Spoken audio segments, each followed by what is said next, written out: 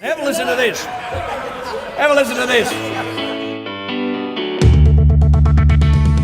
Now, that kind of talk this week dragged Australia's share market to a two-year low.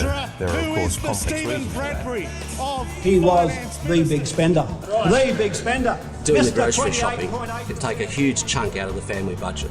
And that's finance. Hello and welcome to Comedian versus Economist. We demystify the world of money and help you get a handle on the bigger picture. My name's Adam and we're joined as always by my little older brother and real-life economist, Thomas. Hi, Thomas. Yeah, g'day, Adam. How are we going? Doing very well, thank you. Thomas, cracking show, so let's get straight into it. It looks like everything is now moving to the metaverse, even recessions. At least Meta has blamed macro conditions for being hugely unpopular with people. Thomas, I've got a joke. Great. Why are American chickens immune from inflation? Why? Because they're flightless birds, so they can't go up. Also, because Costco controls the entire supply chain in the US. Could the "you wouldn't steal a car" anti-piracy ads from the early 2000s actually be responsible for increased movie piracy? And like a crowd getting behind a fast bowler coming in off the long run-up, the US share market was gearing up for a wicket, but once again the US Fed played the forward defensive and raised rates. Thomas, what did we learn from the US rate hikes last week? Yeah, no, well, it was big. So, I mean, rates are still heading up everywhere in the world. As we flagged last week, we were expecting 25 from the RBA. We got that.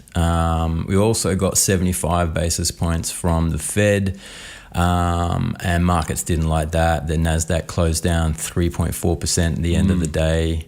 They were a bit surprised. The interesting thing about it, though, is like the 75 basis points, that was fully expected and priced in. What wasn't expected was how hawkish Fed Chair Jerome Powell was going to come out sounding in his press conference after the rate hike. I'm still getting my head around which one's hawkish and which one's dovish. In fact, I think I might flag this for a future episode where we just break down some of this jargon that's flying around at the moment. Because, I know I should know hawkish and dovish, but I don't know why we need both. I mean, why obviously one's the opposite of the other, but yeah. Yeah, we should break it down. Really, hawkish means, more inclined to raise rates. Dovish means less inclined to raise rates, more inclined to cut rates. There's a better way to say that. Chickenish means you're just running away. Yeah, but it's sort of another classic case in the week. Like, stocks were rising through the week on the sort of growing confidence that the pivot might be coming. Is another piece of jargon that, at some point there's going to be a pivot where the Fed goes, okay, we're done hiking, we're going to move towards cutting.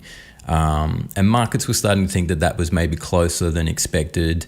I think because the Fed had flagged that the pace of hikes was probably going to slow from after this meeting, that this might be the last 75 basis point hike. And it's worth remembering, like, we've had, in the past 30 years, there have been 5 75 basis point hikes. 4 of them have happened in the past 6 months. Yeah, wow. When was the other one? Was it like some big cataclysmic event that triggered that one too? I don't know, actually. It's a good question. I have to look that up. I'll get the research team out. Oi, research team! This was interesting too. The thing I heard was interesting was, like, there's not necessarily we go up and then we stop and then we start going back down. Like, they can just hold rates as well, that for a while they're just going to go, because I have heard this term pivot. And that makes it sound very much like we got to the top and now we're going back down again, or we've turned around, we've done a pirouette or a twirl at the end of the runway, and now we're walking back off at Fashion Week. Yeah. But then it came to like this week, I'm like, there's no guarantee they're just going to not just stop for a while either, and rates will just sit where they are. Yeah. I mean, I guess that's the dream scenario, is that the Fed raises rates to the exact right level and then just leaves it there and the economy just kicks along pretty happily for a while. That would be as the they say though, scenario. it's time in the market is much better than timing the market. So yeah, not normally in the context of monetary policy, but it's all finance, baby. It's all finance.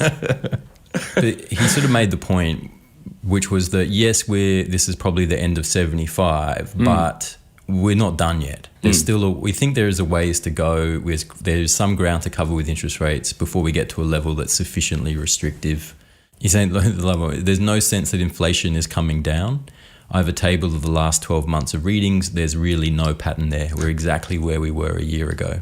Right. Yeah. So really saying like just blowing the idea that there might be cuts coming totally out of the water. Saying, yeah, we're not at a restrictive level. Given we're not even the handbrake's not even on yet, and we're not seeing any indications in the inflation data that rates are coming down. So, and there was a massive what from the markets. You're what now? Seriously? Oh man! Come on, Jerome. Yeah, seriously, down 3.5% on the day in the Nasdaq. So markets had really, pinned a lot of hope on the idea that it was going to happen. Yeah, but there is the lag though, isn't there? This is the hidden thing. So he might say, oh yeah, look, we're still where we were, but also we've raised rates like really quickly. So if you do it it's not going to turn around that quick either. You got to wait for all this to play out, right? Yeah, that's right. But he did have something really interesting to say about the lags, which have a listen to this. Remembering, of course, that if we were to over tighten, we could then use our tools strongly to support the economy. Whereas if we don't get inflation under control because we don't tighten enough, now we're in a situation where inflation will become entrenched, and the costs, the employment costs in particular, will be much higher potentially. Yeah, so what he's saying there, so even though he doesn't know how long the lag's take and how much the policy hikes are going to affect the economy and when, he seems to saying his preference is to crash the economy and fix it later than let inflation get entrenched and out of hand. Right. And I think that was a really big red flag for markets. So markets were thinking we might be able to avoid recession and we might pivot earlier than expected. Powell's like, nah, I'm willing to crash the economy because I can fix it later. Like I've got tools to fix it later. So I'm willing to err on the side of crashing the economy. Wow. More than I am willing to err on the side of letting inflation get entrenched and out of hand. This is exactly the same approach that my father-in-law takes to helping me with home renovations.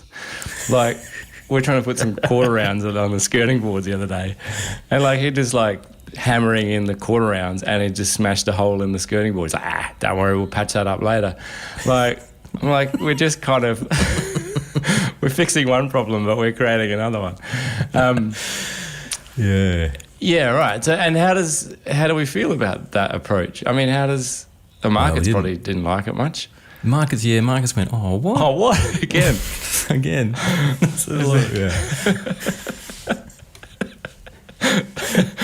They only have two sentiments markets. They have, oh, what? And hooray! It's a bit like that. But I think it's interesting. Like if you look at what the bull case and the bear case for markets is over the next 6 to 12 months. The bull case is that we don't crash the economy and things are sort of okay, and we engineer a soft landing. We have that narrow road to victory, and we walk that, and stocks just keep climbing that wall of worry higher and higher, and just sort of drift higher from here. Right. That's the bull case. And we get more and more jargon like narrow paths and walls of worry. Yeah. Again, we got to create like a central bank finance analyst like me have to create work for ourselves. Create jargon and then create a podcast explaining what the jargon means. All right. And what's the bear case? The bear case is that the Fed breaks something or the RBA breaks something and they hike it till they break it. What it is, we don't know. But like a couple of weeks ago, it was the UK pension system. That almost broke. If the UK pension system breaks, that's bigger than Bear Stearns collapsing in the US. And I think you'll find it's bigger than Ben-Hur is the saying. No, not anymore. Bigger than Bear Stearns.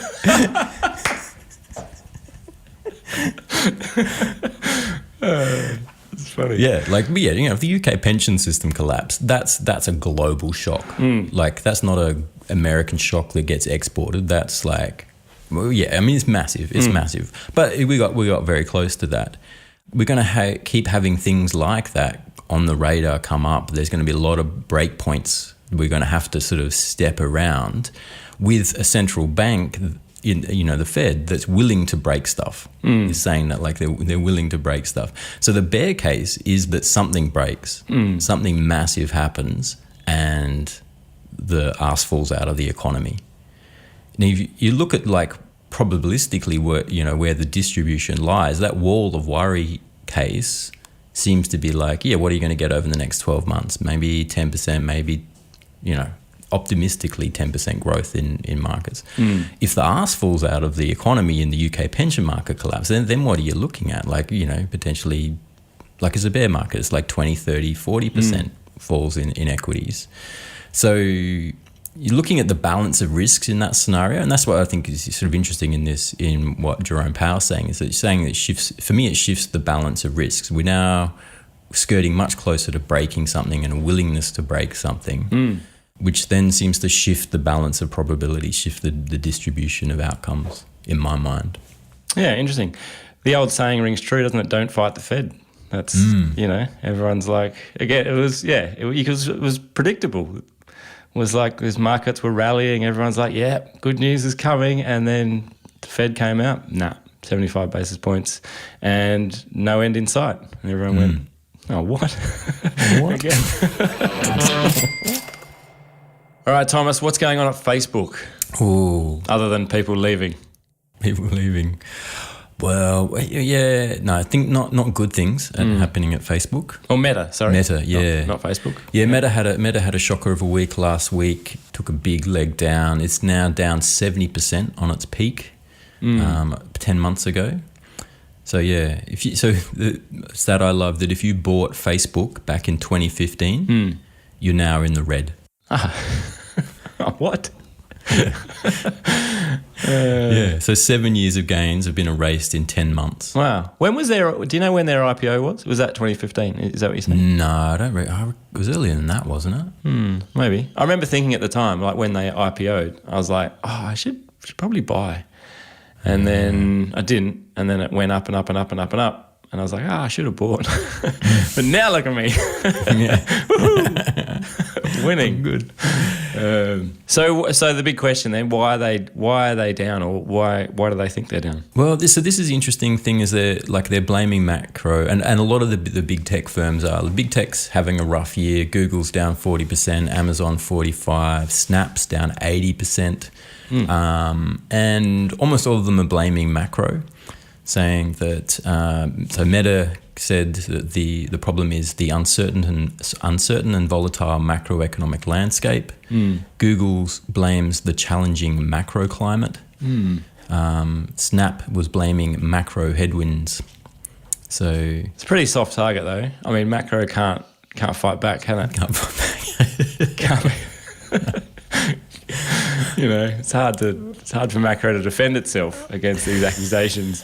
Apple's doing all right. Apple's doing all right. Yeah, Apple's doing good. I mean, I think it goes to show why you need to have a macroeconomic podcast in your weekly schedule. And why you should really tell your friends who don't have one where they might be able to find one, for example.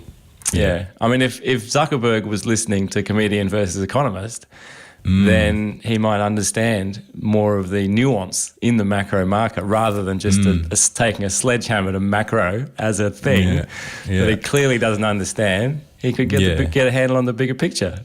Yeah, no, Meta would probably be up 70% if he'd been listening to us. Absolutely. So they're blaming the macro thing, but it is a soft target. And it is a little bit of a cop out. I mean, the interesting thing is, like, you're looking at, so they're blaming ads. Ads is the revenue. I mean, Meta is an ads business, so ads account for 98% of their revenue. But you look, and that sort of, and advertising revenue typically goes down when the economy is sluggish. But so far we haven't seen that play out in the data yet. So consumer spending in the US in particular is holding up. 0.6%, 2 months in a row now. So that's going okay. US GDP surprised to the upside in the last quarter, 2.6 annualized. So that's stronger than expected. And largely that's what we're seeing is in sort of the key markets. The data is still coming in stronger than expected. Everyone's expecting things to slow, but we haven't seen that just yet. So there's a sort of a little bit of a question mark over how true that macro story is. And the other one that sort of speaks against it is Apple's still killing it. So Apple's beat earnings in its last report. They're not so dependent on advertising though, like Meta is. That's true. True. Meta and Google in particular. But they're still very consumer facing. True. Yeah. Like they're not they're not an infrastructure or commodities play. They're still dealing with consumers, and they're high end consumer goods, which typically tend to they're not an essential. But so. I mean, the other stat I love is Apple's got a market cap of 2.4 trillion.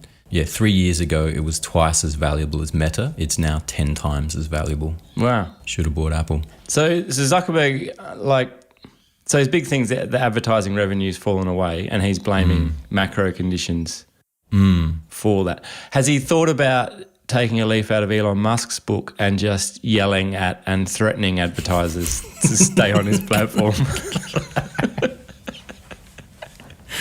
Yeah, he's not quite the visionary that Elon Musk is. He's talking is Twitter blaming the macro environment at the moment too, or is Twitter just sort of self-aware of might have some other issues, such as laying off half of its staff? Apparently, they've started hiring them back again. The latest update from the world of Twitter is that people who were laid off have now started hiring them back. I saw an article. The BBC reached out to Twitter for a comment and found that the Twitter marketing department had all been laid off, therefore unavailable. Yeah, all sorts of crazy going on at Twitter. But I mean, I think the other thing that's really going on for Meta is, and I think it's probably Snap as well, is the Apple's app tracking transparency policy, which came in a little while ago, not that long ago in the scheme of things, which stops apps tracking your movements across the device. Only 16% of users agree to being tracked. Right. Which even I find like a kind of surprising number. Yeah, but that's just the portion of the population that just click yes. Right. I think you'll find, if you look at phishing stats, there's probably around 16%. Right.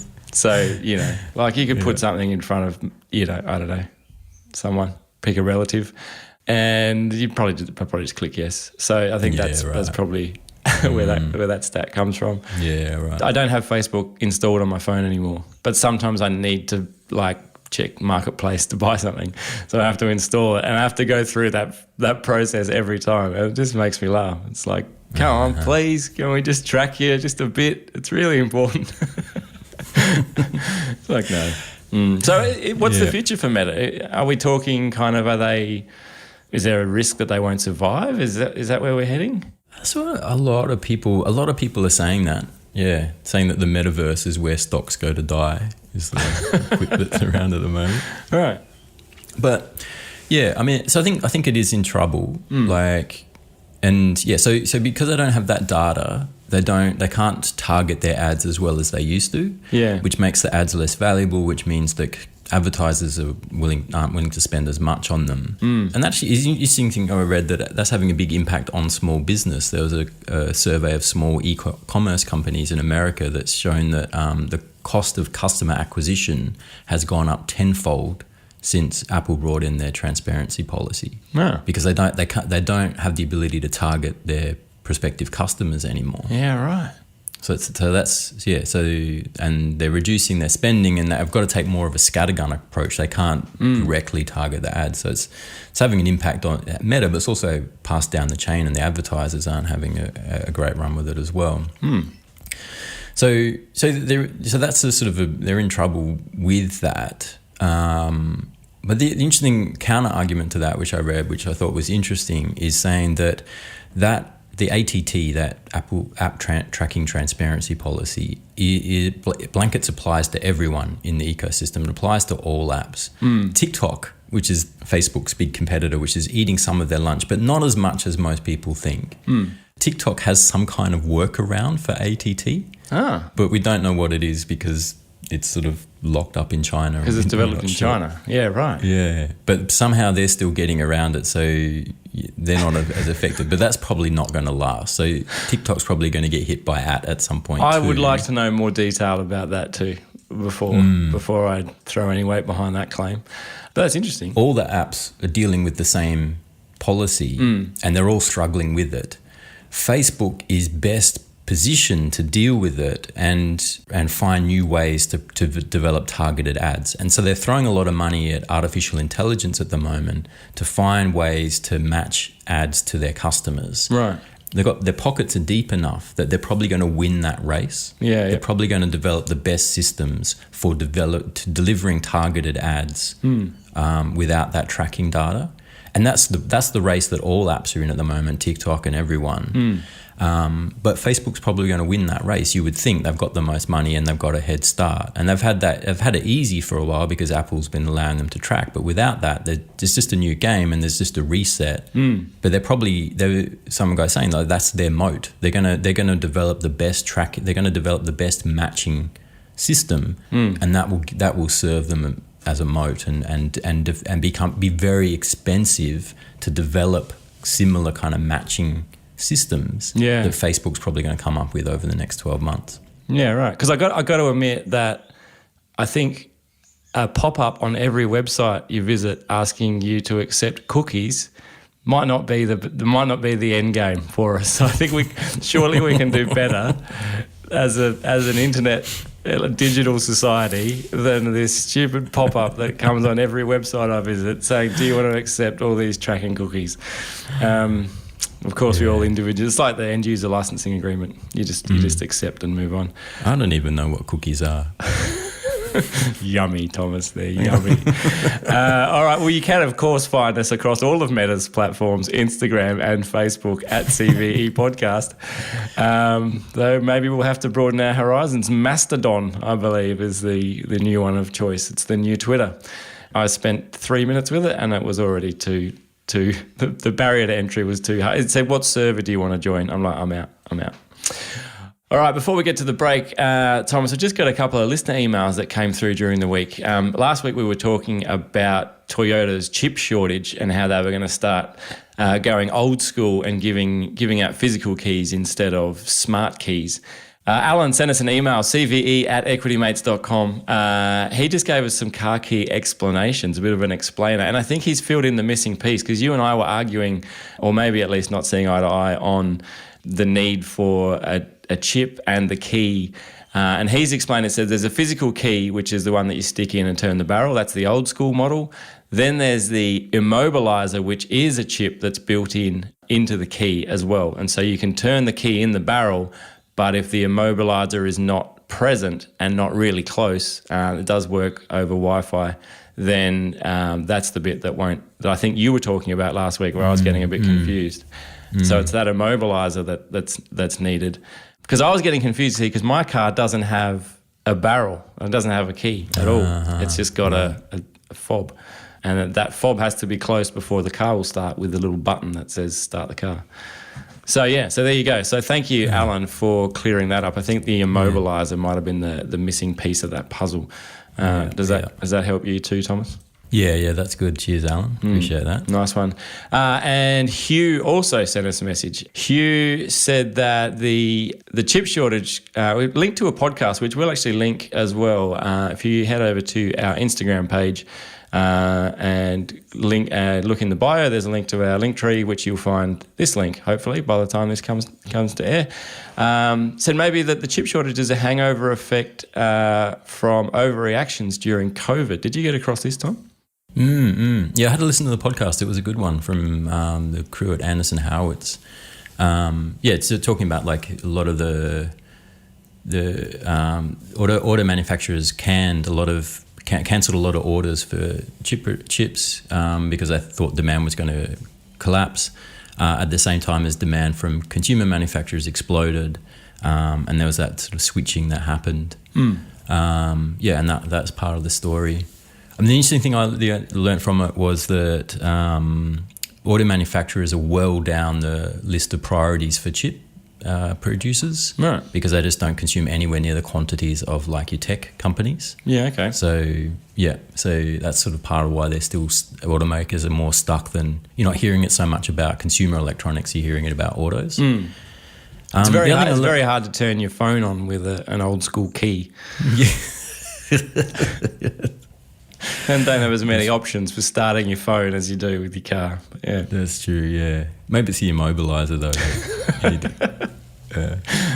But the other thing I learned from that podcast, which is interesting, is that semiconductor production is incredibly water intensive. Yeah. So when Taiwan had a drought last year, it sort of impacted water production. And then in some regions where the Taiwan semiconductors have their big factories, they consume 10% of the local water. Wow.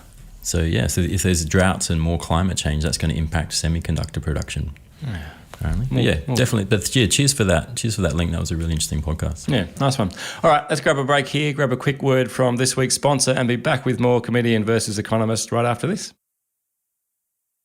Welcome back here on Comedian versus Economist. You can, of course, send us an email, cve@equitymates.com, or, as I said, get us on Facebook and Instagram at CVE Podcast. We'd also love it if you would leave us a rating or a review, get that out, wherever you listen to your podcast. That would help us out enormously. Why don't you do it now while you listen to the rest of the show?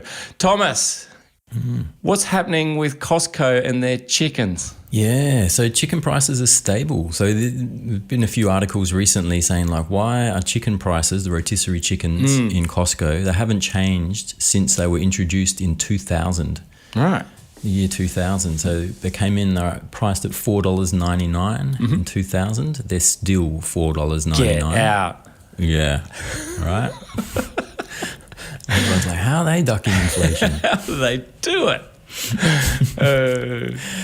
Yeah. Right. So they got that. And not only that, they got their hot dog combo in the food court. Costco's in America have a food court, I've learned. But you get a hot dog and a 20-ounce Pepsi for $1.50. Wow. That hasn't changed in 30 years. That's amazing. Not only that, the Pepsi comes with unlimited refills. Of course it does. Yeah, I right. feel like you got to have a responsible service of sugar, unlicensed or something. Unlimited refills of Pepsi. Yeah, I mean, 20 ounces should be enough for most people, I would think, without the need to go and refill your 20 ounces. What's 20 ounces? Why even specify the ounceage on the ad? Like, you've got unlimited access to Pepsi. That should be the selling point. Not you get a 20-ounce Pepsi with unlimited refills. It doesn't matter. The initial size is of no consequence whatsoever. I saw this article and I thought, I wonder whether they've managed to keep prices for chickens low, because I know Costco's in Australia as well now. Are they? So yeah, I hit up the Costco Australia website. Do you know what a rotisserie chicken at Costco Australia costs, Thomas? No, how much? $6.99. Oh, which seemed pretty reasonable. There's a catch.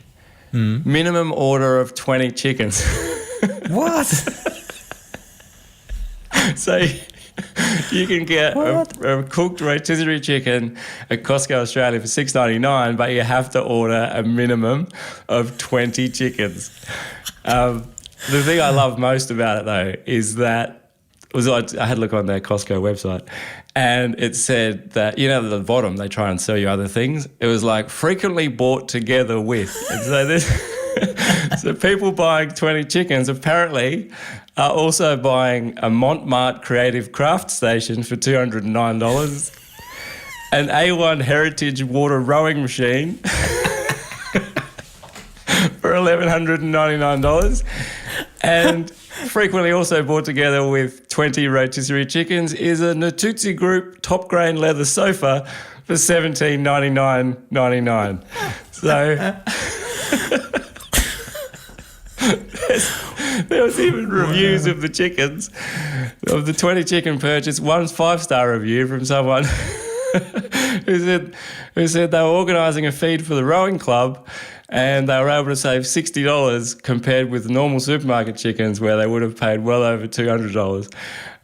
Which does explain why the heritage water rowing machine is frequently purchased with 20 rotisserie chickens.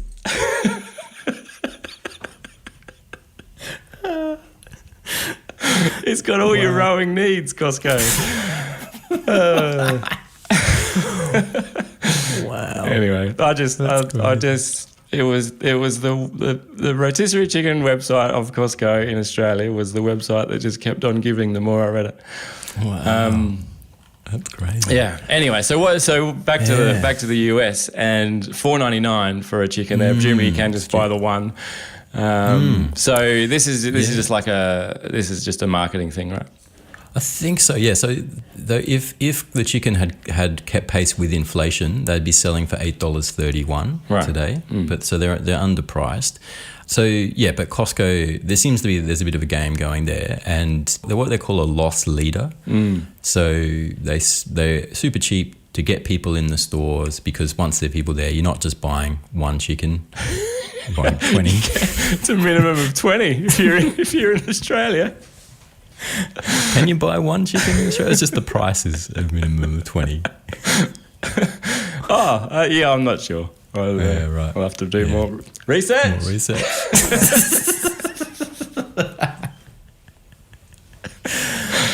Yeah. So you look at, I saw a map of where the chickens are placed in your average Costco, and you've got to walk through 60% of the store to get the chicken and get to the cashier and out. Right. So they make you go through a lot of stuff to get there. So that's part of it. You get people in the door, and then there's what they call value signaling. It's saying that it's a sort of a branding thing. It reinforces the idea that Costco has good deals. They're saying that consumers then associate Costco with fairness and benevolence.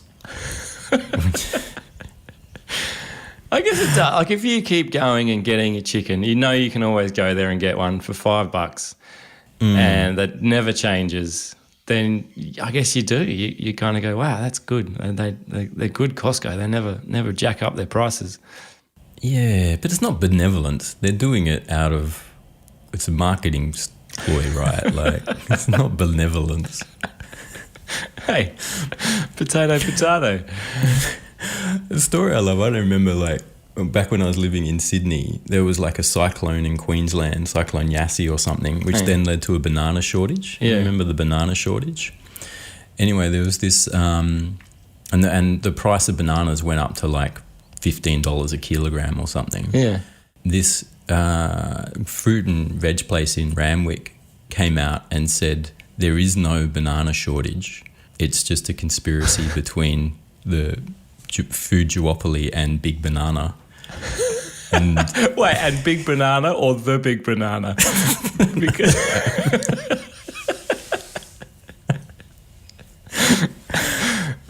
so there is no thing, and he's saying like, and I'm refusing to increase the prices of my bananas. Bananas should be cheap, and they're going to stay cheap. Right. So this guy, and then got like a massive amount of press, got interviewed everywhere, and then had like a queue of cars outside the grocer. Wow. Like a couple of 100 meters long, because everyone was coming to get the cheap bananas. Everyone was outraged that they had to pay right. $15 a banana. But I think in the end, it just turned out he was just loss leading. He was just like, I'm going to get a massive amount of free publicity here by selling cheap bananas. Yeah, genius. He would have slayed it. Like, he would have sold so much. Yeah, and, but see, this is the thing, right? We're sitting here going, wow, what a genius. Like, just because Costco's a massive like conglomerate, why is there any less genius? Yeah. I think the thing that's a bit tricky is that, like, there's this concept of predatory pricing, right? Which is where you do like what they're doing here. You sort of undersell some things, and you do it because you've got the size to do it. So, like, if you're a small IGA or something, you might not be able to loss lead on your chickens because you just can't take that hit. Yeah. So Costco's taking a hit on these chickens in order to get other things through the store. they're able to do that partly because of their size. And if they're able to do that because of their size, that kills your smaller competitors, which concentrates the market in a smaller number of players, and then you eventually end up with a monopoly.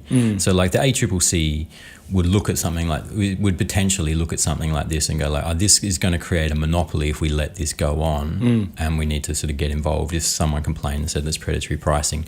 But it's hard to define. And you know, what's predatory pricing and what's just legitimate sales and getting people through the door and marketing. So, you know, the local IGAs, certainly the ones around here, I just don't think they've got the floor space either to stock a top grain leather sofa or a water rowing machine to bring in those high margin products people like to buy when they're buying chickens. All right, finally on the show, Thomas, you wouldn't steal a car, or would you? Personally? Yeah. Of course, referencing the anti-piracy ads from the early 2000s. New information about those ads recently. What's going on? Yeah, it turns out they didn't work. Yeah. So I could have told you that in the early 2000s. Yeah. But no, so some behavioural economists at the ESCA School of Management in France did a study on it and tried to look at why they worked and why they didn't work. What they found is they didn't work. So a couple of reasons for that. One is that more arguments are not better, that weak arguments dilute strong ones. So the sort of anti-piracy campaigns around the 2000s didn't have a sort of a clear argument for why it was wrong. They had a sort of a number of arguments and a number of sort of lines of attack that they were running.